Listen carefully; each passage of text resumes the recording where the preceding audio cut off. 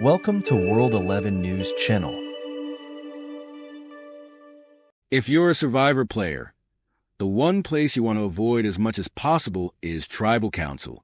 It's where torches are snuffed and reality TV dreams of glory go to die. But for any fan of the show, Tribal Council is a magical place, especially when you see it up close.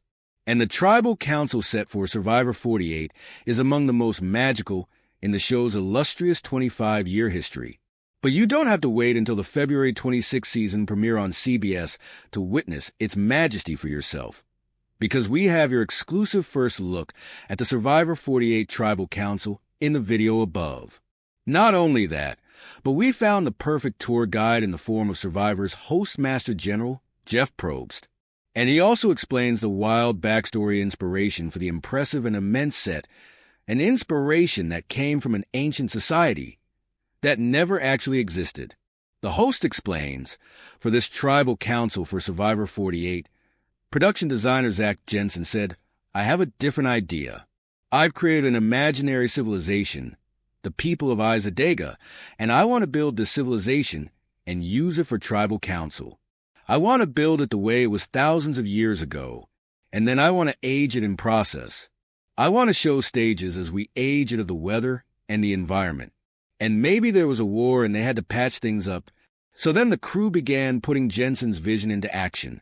When he started the process, it was these giant domes," explains Probst. "And we literally had them out on the art department runway as they were being built. And then they were being painted, and they were magical colors." And he said, "So the way the civilization lived was you knew where the leaders lived. They lived in the biggest dome with the most color. You knew where the ceremonies took place. That's where the voting happens. And so we had this beautiful Tribal Council that we could have shot just like that. We'd never seen anything like it, but it wasn't good enough for Jensen.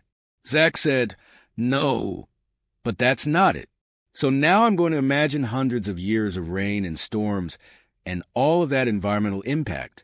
And so the art department came out here and started aging it.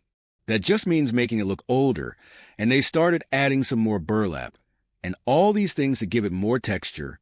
We said, 'Looks great.' Again, Jensen wasn't satisfied. He goes, 'No, I'm not done. There was a war, and the war damaged parts of these domes.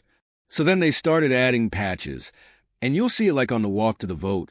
There are these big patches where they had to repair things.' And he kept doing this until he got to a point where he said, 'Now, it's Tribal Council, and that's what you see here.' Probst reveals that the theme of the Izadega will be on display throughout the season. What was really fun is in the name Izadega, he said, 'Just for a fun little Easter egg, I put eyes at various places, the eyes of Dega.'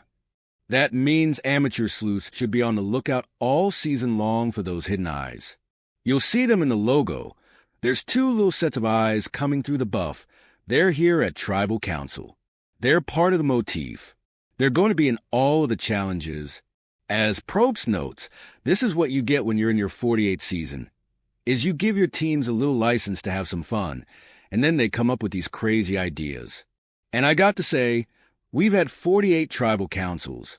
This is probably top 5 for me,